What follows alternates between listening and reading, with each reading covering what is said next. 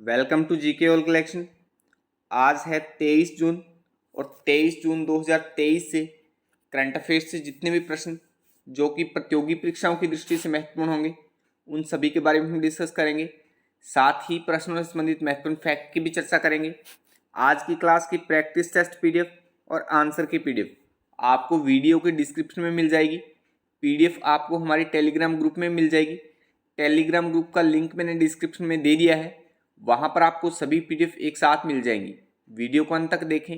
Video के अंत में सामान्य विज्ञान का एक क्वेश्चन मैं आपसे पूछूंगा जिसका आंसर आपको कमेंट बॉक्स में देना है। डेली करंट अफेयर्स वीडियो देखने के लिए जीके ऑल कलेक्शन को सब्सक्राइब करें। तो चलिए शुरू करते हैं।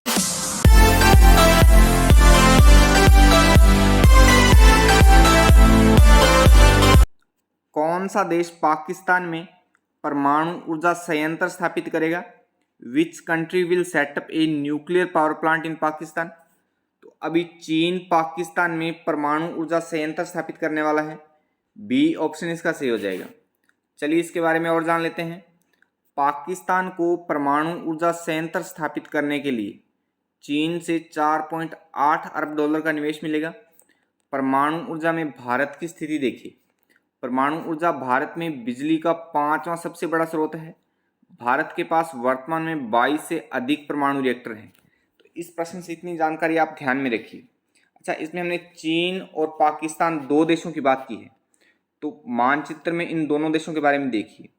चीन की स्थिति विश्व के मानचित्र में आप यहाँ पर देख पा रहे हैं और पाकिस्तान की स्थिति यहाँ पर। दोनों ही देश एशिया महाद्वीप में हैं, तो दोनों की स्थिति देखिए। पहले चीन के बारे में देखिए। चीन की राजधानी बीजिंग है। विधानमंडल नेशनल पीपुल्स कांग्रेस है। महासचिव शी जिनपिंग है। मुद्रा रेमिनबी है। कॉलिंग कोड +86 +852 और +853 है। तो चीन के बारे में इतनी सी सामान्य जानकारी आप ध्यान में रखिए। अब पाकिस्तान के बारे में देखिए। पाकिस्तान की राजधानी इस्लामाबाद है। राष्ट्रपति आरिफ अलवी हैं 2018 से। प्रधानमंत्री शहबाज शरीफ हैं 2022 से। करेंसी पाकिस्तानी रुपया है और कॉलिंग कोड +92 है, +92 है। तो पाकिस्तान के बारे में भी इतनी सी सामान्य जानकारी ध्यान में रखिए। नेक्स्ट है, दुनिया की 100 सबसे प्रभावशाली कंपनियों में भारत की कौन सी कंपनी शामिल है? Which Indian company is included in the world's 100 most influential companies? तो दुनिया की 100 सबसे प्रभावशाली कंपनियों में भारत की कंपनी NPCI शामिल है। ए ऑप्शन इसका सही हो जाएगा। चलिए इसके बारे में और जान लेते हैं। टाइम मैगजीन ने हाल ही में दुनिया की 100 सबसे प्रभावशाली कंपनियों की लिस्ट जारी की है, जिसमें OpenAI, SpaceX, चेसकॉम और गूगल डीप माइंड जैसी टॉप कंपनियां शामिल है। इस लिस्ट में भारत की national payments corporation of India NPCI और ई कॉमर्स प्लेटफॉर्म मीशो को भी स्थान दिया गया है। तो इस प्रश्न से इतनी जानकारी आप ध्यान में रखिए। अच्छा, NPCI और मीशो इन दोनों कंपनियों के बारे में देखिए, महत्वपूर्ण है। दोनों कंपनियों का लोगो आप देख पा रहे हैं। NPCI के बारे में देखिए। पहले NPCI का प्रकार सार्वजनिक प्रतिष्ठान है, उद्योग वित्त है। स्थापना 2008 में। मुख्यालय मुंबई महाराष्ट्र भारत में। चेयरमैन दिलीप असबे हैं। तो NPCI national payments corporation of India से इतनी जानकारी आप ध्यान में रखिए। अब मीशो के बारे में देखिए। मीशो का प्रकार निजी है। स्थापना 2015 में हुई। मुख्यालय बेंगलोर भारत में है। सेवाकृत क्षेत्र भारत है। संस्थापक विदित आत्रेय हैं, CEO, और संजीव बर्नवाल हैं जो कि CTO हैं। उद्योग सूचना प्रौद्योगिकी। तो मीशो के बारे में भी इतनी सी सामान्य जानकारी आप ध्यान में रखिए।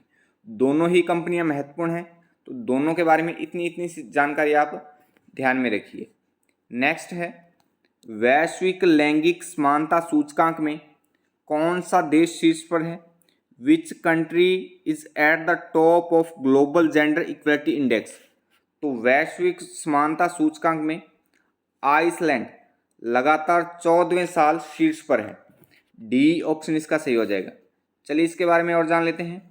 लैंगिक समानता में आइसलैंड लगातार 14वें साल सबसे अधिक लैंगिक समानता वाला देश बना हुआ है। लैंगिक समानता के मामले में भारत 146 देशों में 127वें स्थान पर पहुंच गया है।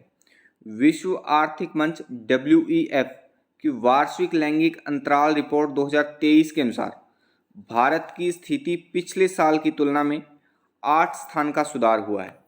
इस प्रश्न से भी इतनी जानकारी आप ध्यान में रखिए। अच्छा, आइसलैंड की विशेष रूप से हमने बात की है।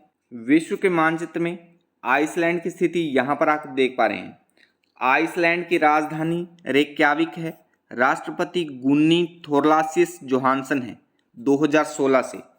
प्रधानमंत्री कैटरिन जैकबसडॉटर हैं 2017 से। और करेंसी आइसलैंडिक कोरोना है। कॉलिंग कोड +354 है। तो आइसलैंड के बारे में इतनी सी सामान्य जानकारी आप ध्यान में रखिए। नेक्स्ट है विश्व वर्षावन दिवस प्रतिवर्ष कब मनाया जाता है? When is world rain forest day observed every year? तो हर वर्ष 22 जून को विश्व वर्षावन दिवस मनाया जाता है। वर्ल्ड रेन फॉरेस्ट डे 22 जून को मनाया जाता है। ए ऑप्शन इसका सही हो जाएगा। चलिए इसके बारे में और जान लेते हैं। विश्व वर्षावन दिवस एक वार्षिक कार्यक्रम है जो पृथ्वी पर जीवन को बनाए रखने में वर्षावनों की महत्वपूर्ण भूमिका का जश्न मनाता है। विश्व वर्षावन दिवस की शुरुआत रेन फॉरेस्ट पार्टनरशिप द्वारा की गई थी। विश्व वर्षावन दिवस का उद्घाटन 22 जून 2017 को हुआ था। अच्छा, इस वर्ष विश्व वर्षावन 2023 की थीम देखिए, संरक्षित करें, पुनर्स्थापित करें, पुनर्जीवित करें। तो थीम महत्वपूर्ण है, इस पर आप थोड़ा अच्छे से फोकस करें। अच्छा, जून महीने में अब तक हमने जितने भी दिन मनाए हैं तो उनको एक बार फिर से हम रिपीट कर लेते हैं। 1 जून को अंतर्राष्ट्रीय दुग्ध दिवस मनाया गया। 1 जून को ही वैश्विक माता पिता दिवस मनाया गया। 2 जून को तेलंगाना दिवस मनाया गया। 3 जून को विश्व साइकिल दिवस मनाया गया। 4 जून को आक्रामकता के शिकार बच्चों का अंतर्राष्ट्रीय दिवस मनाया गया। 5 जून को विश्व पर्यावरण दिवस मनाया गया। 5 जून को ही अवैध मछली पकड़ने के खिलाफ अंतर्राष्ट्रीय दिवस मनाया गया। 6 जून को रूसी भाषा दिवस मनाया गया। 7 जून को विश्व खाद्य सुरक्षा दिवस मनाया गया। फिर 8 जून को विश्व महासागर दिवस मनाया गया। 9 जून को विश्व मान्यता दिवस मनाया गया। 10 जून को विश्व नेत्रदान दिवस मनाया गया। 11 जून को national making life beautiful day मनाया गया। 12 जून को विश्व बाल श्रम निषेध दिवस मनाया गया। 13 जून को अंतर्राष्ट्रीय रंगहीनता जागरूकता दिवस मनाया गया। 14 जून को विश्व रक्तदाता दिवस मनाया गया। 15 जून को वैश्विक पवन दिवस मनाया गया। वहीं 15 जून को ही बुजुर्ग दुर्व्यवहार जागरूकता दिवस मनाया गया। 16 जून को अंतर्राष्ट्रीय पारिवारिक प्रेषण दिवस मनाया गया। फिर 17 जून को विश्व मरुस्थलीकरण और सूखा रोकथाम दिवस मनाया गया। 18 जून को विश्व पितृ दिवस अर्थात वर्ल्ड फादर्स डे मनाया गया। 19 जून को विश्व एथनिक दिवस मनाया गया। 20 जून को विश्व शरणार्थी दिवस या वर्ल्ड रिफ्यूजी डे मनाया गया। 21 जून को अंतर्राष्ट्रीय योग दिवस या वर्ल्ड योगा डे मनाया गया। और आज हमने बात की है विश्व वर्षावन दिवस या वर्ल्ड रेन फॉरेस्ट डे 22 जून को मनाया गया। तो आज तक हमने इतने दिनों की बात की है। एक बार फिर से हमने आज सभी दिनों को एक साथ रिपीट कर लिया है। जैसे जैसे हम आगे दिनों को पढ़ते चलेंगे वैसे वैसे साथ ही इन सभी दिनों को रिपीट करते चलेंगे।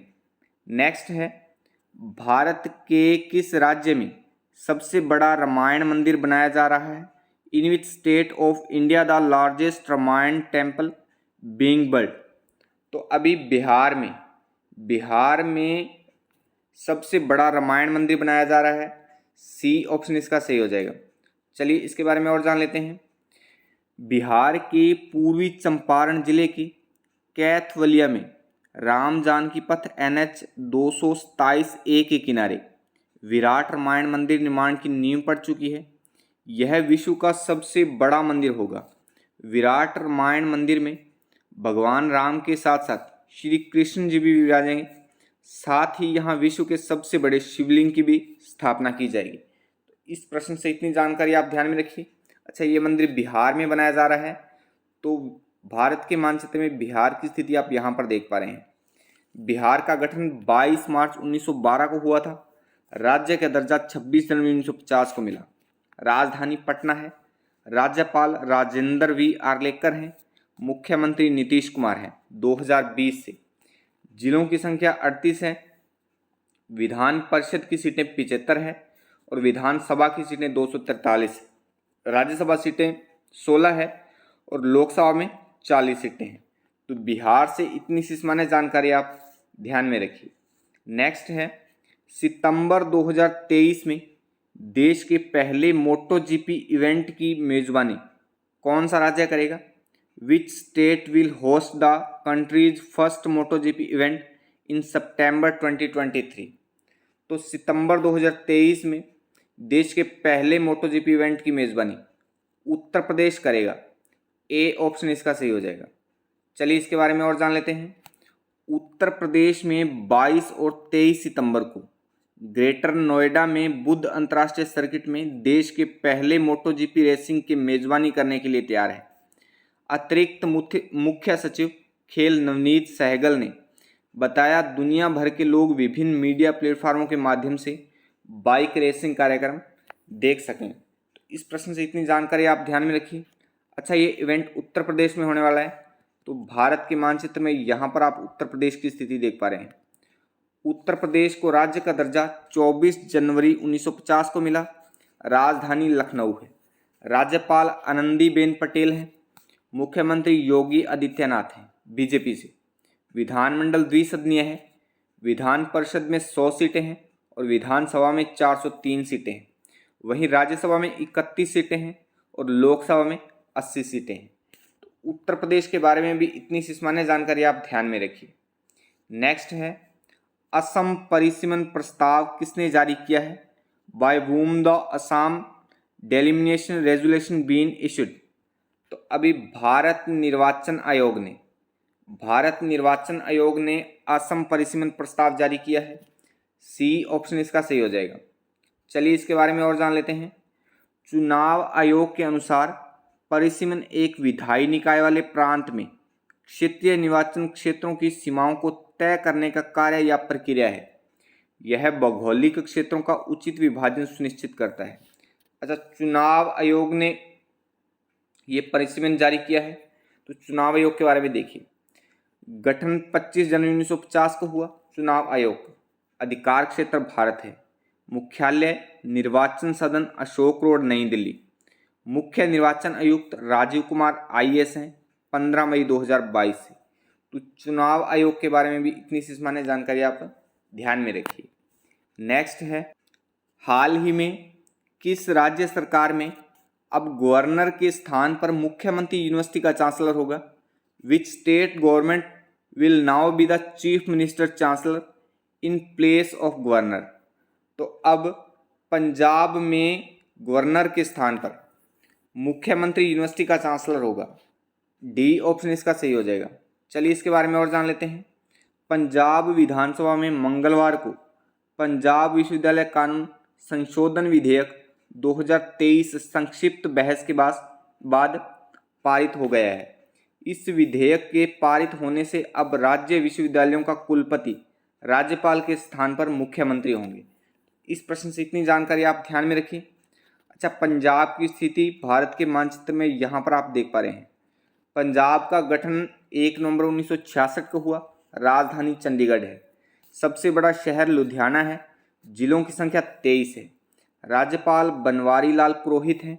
वहीं मुख्यमंत्री भगवंत मान हैं आप पार्टी से। विधानसभा सीटें 117 है। राज्यसभा में 7 सीटें हैं और लोकसभा में 13 सीटें हैं। तो पंजाब के बारे में भी इतनी सी सामान्य जानकारी आप ध्यान में रखिए। नेक्स्ट है, हाल ही में इंटेल कंपनी ने किस देश के साथ 32.8 बिलियन डॉलर के चिप प्लांट समझौते पर हस्ताक्षर किए हैं? Recently Intel company has signed A $32.8 billion chip plant agreement with which country? तो अभी इंटेल कंपनी ने जर्मनी के साथ ये समझौता किया है। बी ऑप्शन इसका सही हो जाएगा। अच्छा, इंटेल कंपनी के बारे में देखिए। इंटेल दुनिया की सबसे बड़ी सेमीकंडक्टर कंपनी है। इंटेल ने ही सबसे पहले माइक्रो प्रोसेसर बनाना शुरू किया था। आज ज़्यादातर कंप्यूटर्स में इंटेल कंपनी का चिप इस्तेमाल किया जाता है। इंटेल की स्थापना 18 जुलाई 1968 को हुई। इंटेल के संस्थापक गॉर्डन मूर, रॉबर्ट नॉयस और आर्थर रॉक हैं। इंटेल का मुख्यालय सिलिकॉन वैली सांता क्लारा संयुक्त राज्य अमेरिका में है। तो इंटेल के बारे में इतनी सी सामान्य जानकारी आप ध्यान में रखिए। नेक्स्ट है, हाल ही में किस देश को द्विवार्षिक 2023-24 के लिए एकीकृत कीट प्रबंधन पर स्थायी समिति के अध्यक्ष के रूप में चुना गया है? Which country has recently been elected the chairman of the standing committee on integrated management for the biennium 2023-24? तो अभी भारत को द्विवार्षिक 2023-24 के लिए एकीकृत कीट प्रबंधन पर स्थायी समिति के अध्यक्ष के रूप में चुना गया है। डी ऑप्शन इसका सही हो जाएगा। अच्छा, भारत को चुना गया है तो विश्व के मानचित्र में भारत की स्थिति आप यहाँ पर दक्षिण एशिया महाद्वीप में देख पा रहे हैं। भारत की राजधानी नई दिल्ली है, सबसे बड़ा शहर मुंबई है, राष्ट्रपति द्रौपदी मुर्मू है, उपराष्ट्रपति जगदीप धनखड़ है, प्रधानमंत्री नरेंद्र मोदी है, मुख्य न्यायाधीश धनंजय चंद्रचूड़ है, लोकसभा अध्यक्ष ओम बिरला है, ऊपरी सदन राज्यसभा है, निचला सदन लोकसभा है। स्वतंत्रता यूके से 15 अगस्त 1947 को, गणराज्य 26 जनवरी 1950 को और क्षेत्रफल 32,87,263 वर्ग किलोमीटर। तो भारत के बारे में भी इतनी सामान्य जानकारी आप ध्यान में रखिए। भारत के बारे में जब भी कोई बात आती है तो मानचित्र के साथ हम इतनी सामान्य जानकारी जरूर पढ़ते हैं, हमेशा ही पढ़ते रहेंगे। तो इस पर आप थोड़ा अच्छे से फोकस किया करिए। अच्छा, कल की वीडियो का चैलेंज क्वेश्चन था, निम्न में से कौन सा एक त्वचा रोग है? तो इसका सही आंसर था ऑप्शन बी, पेलग्रा। पेलग्रा एक त्वचा रोग है। आज की वीडियो का चैलेंज क्वेश्चन है, मेंढक में श्वसन किस अंग द्वारा होता है? त्वचा द्वारा, क्लोमों द्वारा, फेफड़ों द्वारा या इन तीनों द्वारा? इस प्रश्न का आंसर आप कमेंट बॉक्स में कमेंट करके जरूर बताएं। आज के लिए बस इतना ही। वीडियो अच्छी लगी तो वीडियो को लाइक करें, दोस्तों में शेयर करें। चैनल पर नए हैं तो जीके और कलेक्शन को अभी से सब्सक्राइब कर लें, क्योंकि यहाँ पर आपको डेली करंट अफेयर्स की क्लास हिंदी और इंग्लिश दोनों लैंग्वेज में अर्ली मॉर्निंग मिल जाती है। जल्द मिलते हैं एक नए नॉलेज नई अपडेट के साथ। तब तक के लिए जय हिंद, जय भारत।